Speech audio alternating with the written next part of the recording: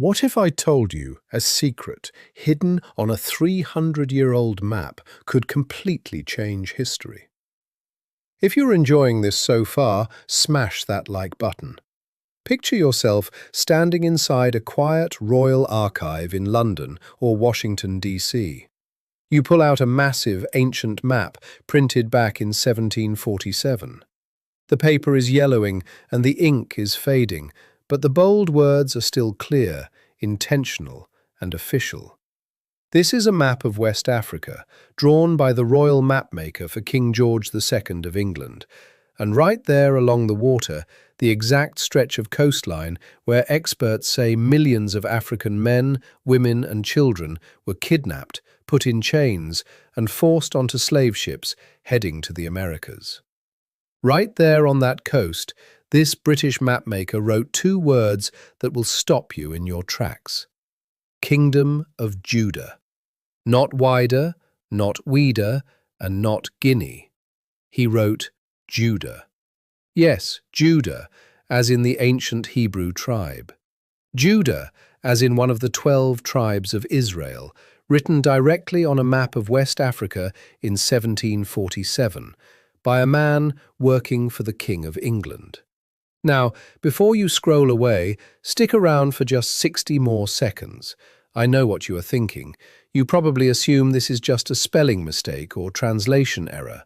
Honestly, that is exactly what I thought at first too. But here is where it gets incredibly interesting.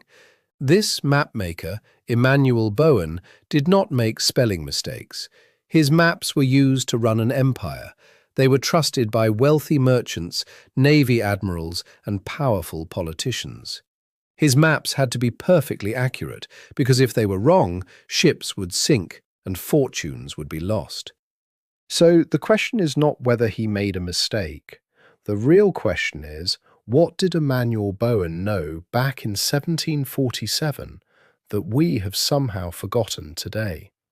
Stay with me, because by the end of this video, you will look at the history of the slave trade in a totally different way. And once you see this, you simply cannot unsee it. But wait, you won't believe how deep this actually goes. Emanuel Bowen was born around 1694 in England, and he was not just your average mapmaker. He held the highly respected title of geographer to His Majesty King George II. Later in his career, he also became the official geographer to King Louis XV of France. Think about that for a second. This guy was the official mapmaker for not one, but two of the most powerful royal families in the 18th century world. His maps were never meant to be pretty decorations. They were serious working documents. British merchants relied on them to plan trade routes. The Royal Navy depended on them to safely navigate coastlines. Top politicians and colonial leaders used his maps to make huge decisions about which lands to claim, which ports to control, and, sadly, which local populations to exploit. Now, this is where things take a massive turn. Make sure to hit subscribe and tap the bell so you don't miss the next part of this story. Back in 1747, Bowen published one of his most important projects. It was titled A Complete Atlas or Distinct View of the Known World. This massive book contained detailed maps of every single continent, every known coastline, and every major kingdom that European powers had documented up to that point. And right there on the map of West Africa, specifically zoomed in on the section Europeans called the Slave Coast, Emanuel Bowen clearly wrote the words, Kingdom of Judah. Now, I really need you to pause and think about this. If you are the official mapmaker for the King of England and you are labeling land on a map used for global trade, you do not write down a random name by accident. You write down the exact name that the local people use to identify themselves. Or you write down the name that your trusted sources, like explorers, merchants, sea captains, and missionaries, consistently reported back to London. So the real question is, who told Emanuel Bowen to call this place Judah, and why? Drop a comment below. Do you honestly think a royal mapmaker of his rank would make a silly spelling mistake on a major imperial map? Tell me what you think, and if you are enjoying this mystery so far, smash that like button. To figure out the secret on this map, we first have to look at the kingdom itself. The kingdom of Ouida, also spelled Huida or Fida, was a very real, fully documented West African kingdom. It sat right along the coast of what we now call the modern country of Benin. Back at its peak in the late 1600s and early 1700s, the Kingdom of Ouida was one of the busiest trading hubs on the whole West African coast. European traders from France, Portugal, England and the Netherlands all fought hard to set up trading posts there. The kingdom was highly advanced, with a smart political system, a royal court, a full army, and huge trade routes going deep into the continent. But here is the crazy part. In 1727, the Kingdom of Ouida was defeated by the nearby Kingdom of Dahomey, a massive inland empire that grabbed control of the coastal slave trade. After that takeover, the name and true identity of the kingdom slowly started to vanish from history books. But you won't believe what we find next. Before they were conquered, old European records, travel diaries and maps called this kingdom by a bunch of wild names. The French called it Judah, the Portuguese called it Ajuda, the English called it Ouida, and on Emanuel Bowen's map from 1747 it is plainly marked as the Kingdom of Judah. Now, this is where it gets incredibly interesting. Quick reminder, hit subscribe and tap the bell so you don't miss the next one. The local name for this kingdom, spoken by the folks who actually lived there, sounded very close to Hueda. Try saying that out loud slowly. Hueda, Hueda, Ouida. Now, say this word. Yehuda. That is the original Hebrew name for the tribe of Judah. Yehuda. Hueda. Yehuda. I am no language expert, and I am not going to promise these two words are perfectly linked. But what I will say is this. Multiple scholars and researchers, even those studying standard African history, have pointed out how similar these names sound, and have seriously asked if it is just a coincidence. Now wait until you hear this, because it gets even deeper. It is not just about the name. When European travelers and missionaries showed up in the Kingdom of Ouida in the late 1600s and early 1700s, they wrote down detailed notes about how the local people lived. And some of those daily habits were totally unexpected. A French missionary noted that the men in this coastal kingdom practiced male circumcision as a normal cultural rule. Several European writers noticed these communities had strict food rules, specifically refusing to eat pork. There were also clear records of special washing ceremonies and purification habits among certain groups in the area. Think about that. Circumcision, strict food rules, and washing rituals. If you know your Old Testament, your Torah, or your Book of Leviticus, you know exactly what those habits are. They are the core rules of ancient Hebrew and Israelite religion. So here is the big question I want you to sit with. Is it possible that a group of people living on the West African coast in the 1700s were keeping alive cultural traditions that came from ancient Semitic or Hebraic roots? Which one surprised you most? Drop it in the comments. Could this explain why map makers from Europe, who knew those practices from reading their Bibles, kept labeling this kingdom with a name sounding exactly like Judah? This is a real historical mystery, deserving a serious look. If you are enjoying this so far, smash that like button and drop a comment below. Is it just a random accident, or is there a deeper secret hiding here? I really read every single comment. But here is where it gets crazy. Let us jump back to the Bowen map and look closer, because that label, Kingdom of Judah, is not sitting there by itself. Look around it, and you will spot other names: Guinea, the Gold Coast, the Slave Coast, and Negro Land. Now this is where the map gets extremely interesting. Take a look at the term Negro Land. On European maps from the 1700s, that name was used for the huge inland areas of West Africa. We are talking about the massive space south of the Sahara Desert and north of the forest. But you won't believe what historians have noticed here. On many old maps, including Bowen's, there is a clear line drawn between the inland area called Negro Land and the kingdoms right on the coast. The coastal area, known as the Slave Coast, was treated differently.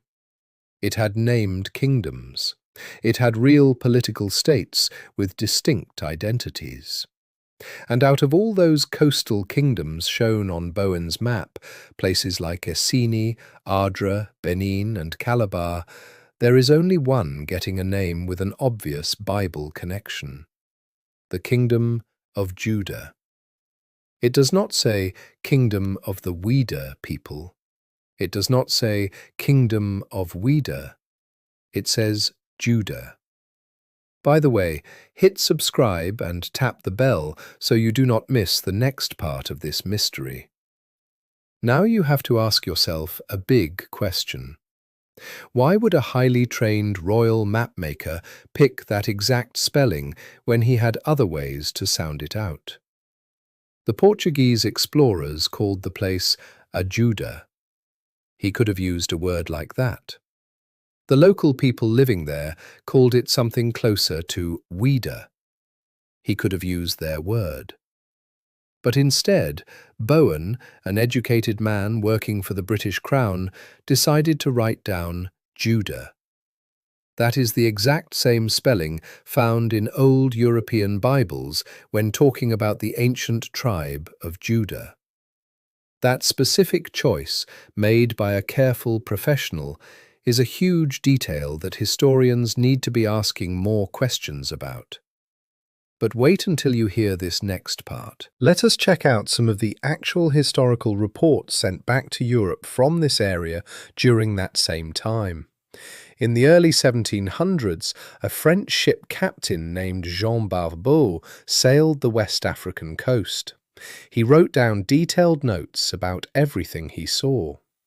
Barbeau described this kingdom as one of the most organized and advanced trading hubs on the coast. He documented the royal palace, the rules for business, and the local religious habits. Other visitors from Europe noted that the people living here had spiritual leaders called Vodun priests. But along with those local habits, there were also daily customs that European visitors who grew up reading the Bible found incredibly familiar. Now, this is where we need to be completely honest. We have to be careful not to take these old reports too literally. European missionaries and businessmen in the 1700s often had hidden goals. Sometimes they just saw what they wanted to see. Other times, they totally misunderstood the local ways of life because they were looking through the lens of their own culture. Because of that, we cannot just grab every single thing a European traveller wrote and use it to build a wild, unchecked theory. But here is what we can say with absolute confidence.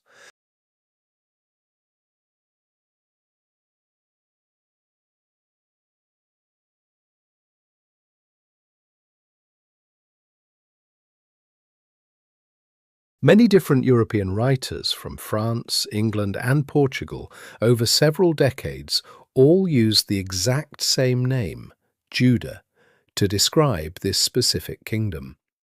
That is not just one guy making a simple mistake. That is a clear pattern.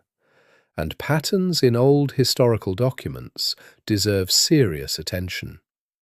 Pause this video right now, smash that like button, and ask yourself a quick question.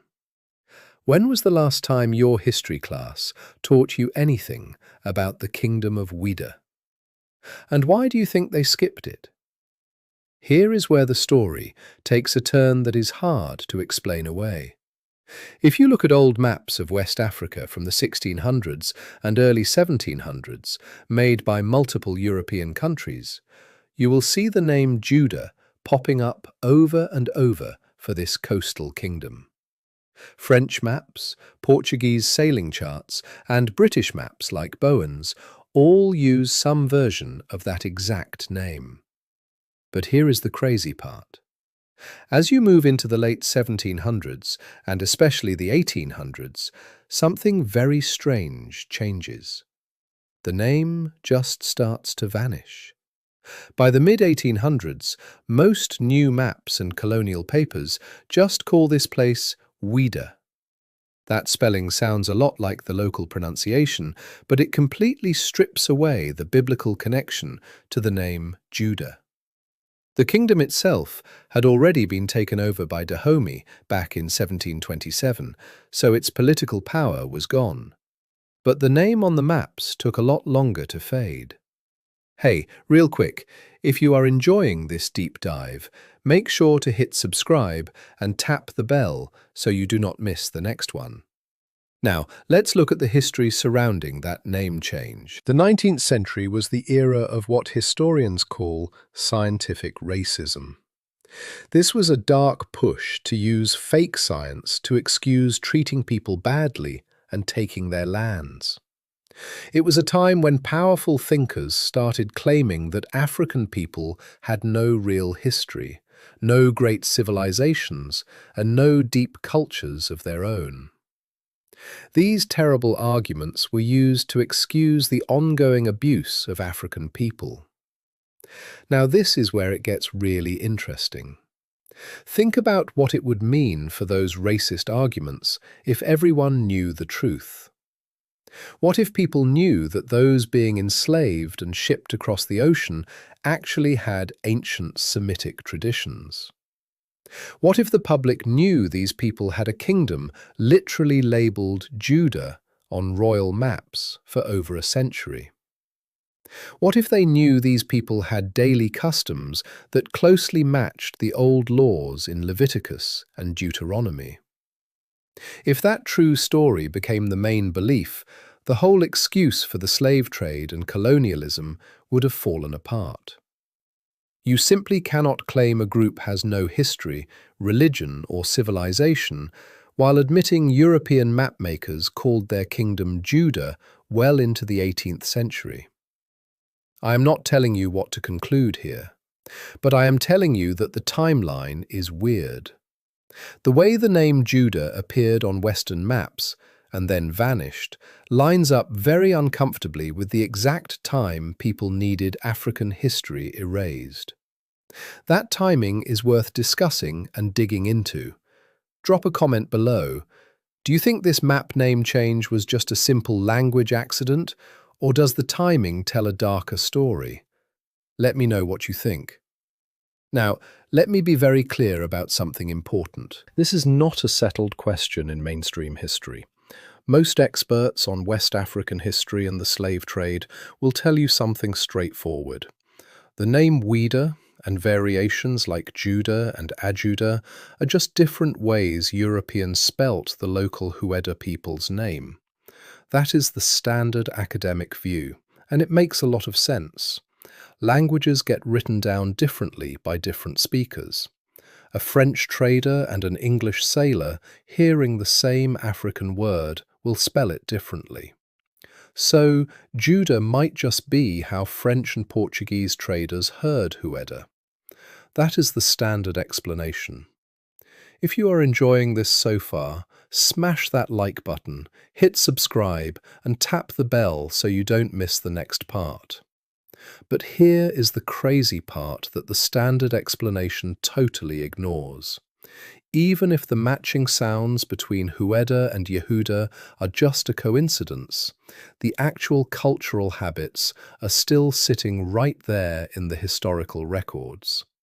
We are talking about specific circumcision practices, strict dietary rules, and special purification rituals. These were documented by multiple independent European witnesses. Plus, there is a growing body of serious academic research. Scholars at African universities are exploring the real chance that some West African groups had ancient ties to Middle Eastern and Semitic cultures. These traditions could have traveled across the Sahara over centuries of trade and travel. Now, this is where it gets really interesting. The idea that ancient Israelite or Hebraic customs could have made their way down into sub-Saharan Africa through those old trade routes is not a fringe theory. There are peer-reviewed papers discussing this exact possibility.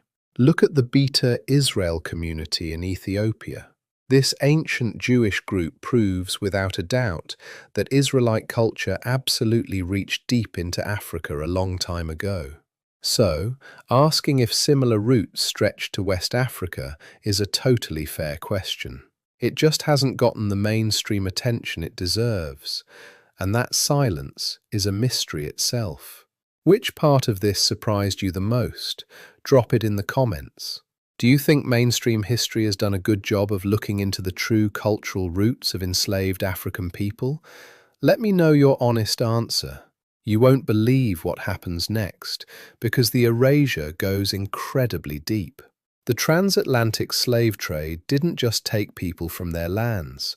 It stole their names, it stole their languages, it took their families and their cultural practices. In so many cases, it wiped out their historical identity entirely. When an enslaved person arrived in the Americas, they were typically given a new European name. They were forbidden to speak their original language. They were prevented from practicing their traditions. The goal was not just labor, the goal was the total erasure of identity. If the people stepping off those ships carried ancient Semitic traditions in their memories, everyday habits and ceremonies, wiping out that identity was an especially brutal blow. You cannot reclaim your ancient roots if you don't even know you had them. That old map made by Emanuel Bowen, sitting quietly in a dusty archive since 1747, gives us a tiny window through that massive wall of erasure. It is not proof of some wild conspiracy theory. It is hard proof of a historical record that we still haven't fully explored. And today, with modern tools like DNA testing, linguistic archaeology, and online historical archives, we finally have the power to dig into these hidden questions deeper than ever before. Groups like the Slave Voyages Project at major American colleges have spent decades turning old slave trade records into digital files. They track which ships left which ports and exactly where the captured people came from. Their data proves something huge. A massive number of enslaved people taken to the Americas, especially Haiti, Brazil, and the Caribbean, came straight from the coast around the old kingdom of Ouida. The people of the kingdom of Judah did not just vanish, they were scattered across the globe. Their descendants are still alive today in Haiti, Brazil, the Caribbean, and the United States. Many are still searching for the history that was stolen from them. But here is where the story gets really wild. Let us bring all these pieces together. In 1747, Emanuel Bowen, the official mapmaker for King George II of England, released a detailed map of West Africa. Right there on that map, he labelled a specific coastal kingdom as the Kingdom of Judah. That kingdom sat right where modern-day Benin is today. At the same time, European travellers wrote down what they saw. They described local cultural habits in that region that looked incredibly similar to ancient Hebrew traditions. The name Judah showed up constantly on French, Portuguese, and British maps for over a century. But then, something dark happened. As colonizers pushed the idea that African people had no history and no identity, the name Judah was quietly erased from Western maps forever. Now, you won't believe what happens when you look at the evidence yourself. I am not telling you to blindly accept one theory about what this means. I am asking you to do something much simpler. I am asking you to just look. Look at the old Bowen map. It is entirely real. You can find it in digital libraries right this second. Look at the written accounts of the Kingdom of Ouida. They are completely real, written by actual European explorers in the 1700s. Look at the hard numbers from the Slave Voyages project, real, academic, and fully documented. And then ask yourself the big question historians should have been shouting about for decades. Who exactly were the people of the Kingdom of Judah? Where did their cultural habits come from? And what happened to those traditions when those families were scattered across the Atlantic? The map is still there. The ink is still perfectly clear. And this mystery has never been more urgent. Take one more close look at that map. If you could look directly into the eyes of the people who once lived in the Kingdom of Judah, the men, women, and children who built a civilization along the West African coast, what do you think you would see? What do you think history has been hiding from you? Which part of this surprised you most? Drop it in the comments and type the word truth if you believe the history of enslaved Africans deserves a deeper, honest look. Share this with a friend, because this truth does not belong locked in an archive. It belongs to all of us. Hit subscribe and tap the bell so you don't miss the next piece of the puzzle. But for now, just remember those forgotten faces, because their unbroken spirit is still powerfully alive today.